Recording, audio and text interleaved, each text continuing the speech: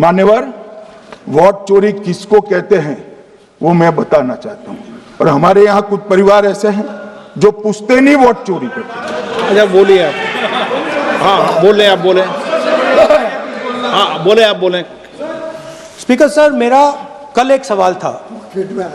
जो हिंदुस्तान के इतिहास में पहली बार डिसीजन लिया गया कि इलेक्शन कमिश्नर्स को फुल फुल इम्यूनिटी दी जाएगी। ठीक है, ये है ना, इसका जवाब इसका पीठ में खत्म नहीं किया sir.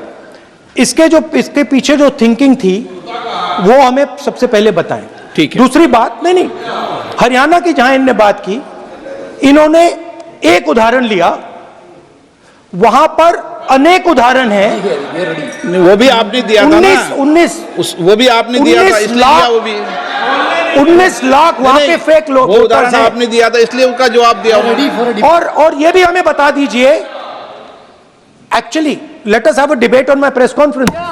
Let us go, let us have very good idea, let us have a debate on the press conference. Amit Shah ji, I challenge you to have a debate on the 3 press conferences. Please. ठीक है, बैठ जाइए। माननीय, please माननीय, आपने बात की थी, प्लीज। डिबेट ही तो चल रही है। उत्तर प्रदेश में और हरियाणा में दोनों चुनाव में वोट कैसे दे रहे हैं, प्लीज ये भी जवाब दे दीजिए। माननीय गृह मंत्री जी। मान्यवर, पहली बात मैं स्पष्ट करना चाहता हूं, मैं 30 साल से विधानसभा और संसद में जनप्रतिनिधि के रूप में चुनकर आता हूं। मुझे लंबा अनुभव है संसदीय प्रणाली का। विपक्ष के नेता महोदय कहते हैं कि पहले मेरी बात का आप जवाब दीजिए, मैं सुनना चाहता हूं। आपकी मुंसफी से संसद नहीं चलेगी। मेरे यहां बोलने का क्रम मैं तय करूंगा, इस तरह से नहीं चलेगी संसद। मान्यवर, उनको धैर्य रखना चाहिए, मेरा जवाब सुनने का। इनकी एक बात का जवाब मैं दूंगा, मगर मेरे भाषण का क्रम वो तय नहीं कर सकते, मैं करूंगा, क्योंकि मैं बोल रहा हूं।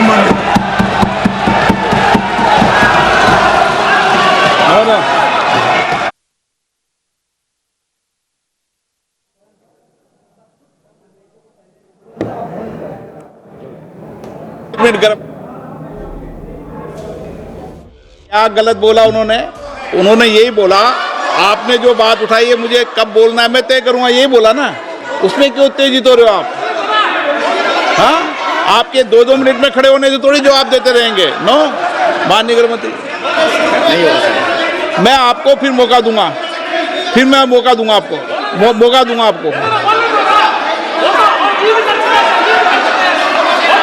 हाँ, बोलिए।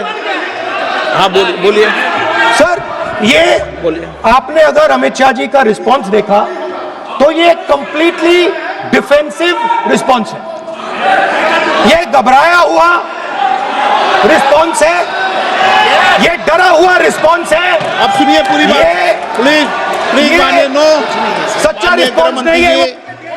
माननीय गृह मंत्री जी।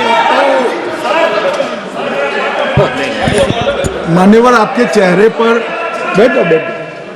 मान्यवर, आपके चेहरे पर चिंता की लकीरें मैं देख रहा हूं कि मैं क्या बोलूंगा। मैं उनके उकसावे में नहीं आऊंगा, मैं मेरे विषय पर बोलूंगा।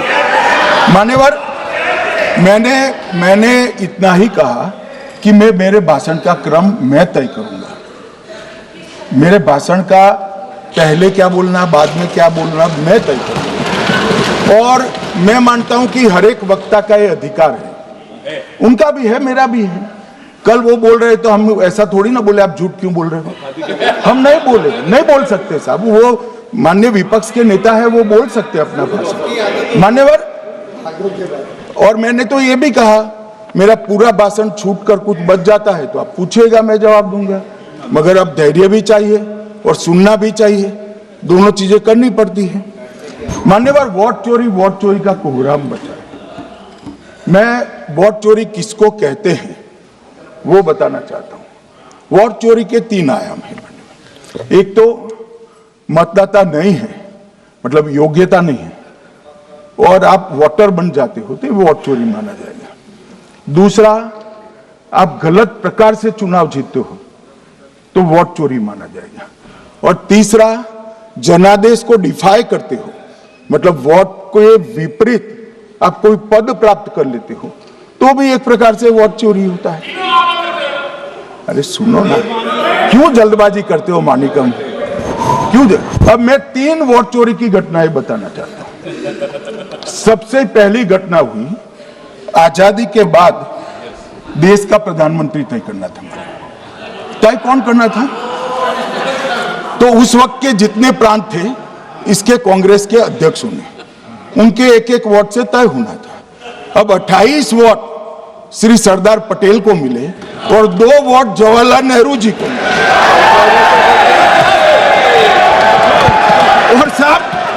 और साहब प्रधानमंत्री जवाहरलाल जी बने। मान्यवर, मान्यवर,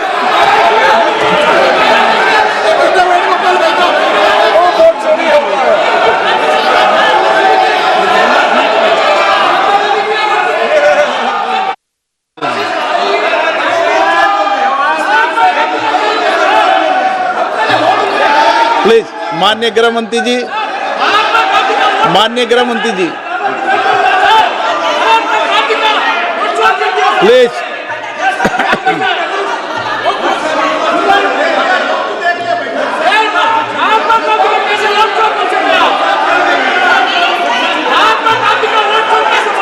बैठो बैठो, बैठिए माने, please please please.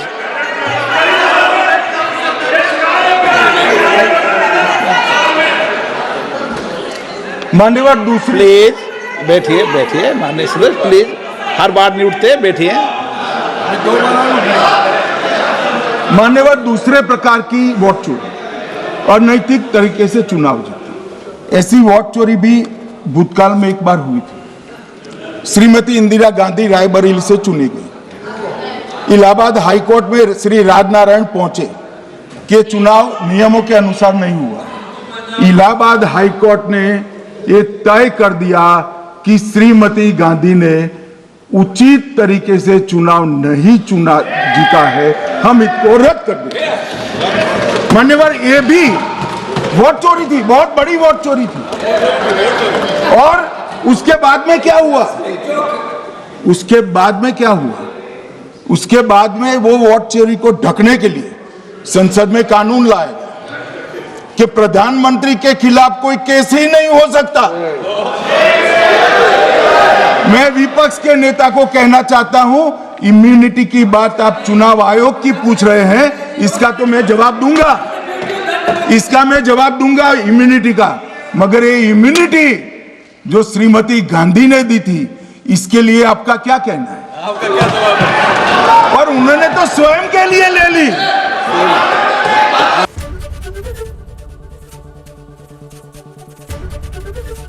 ABP Ganga, खबर आपकी, जुबान आपकी।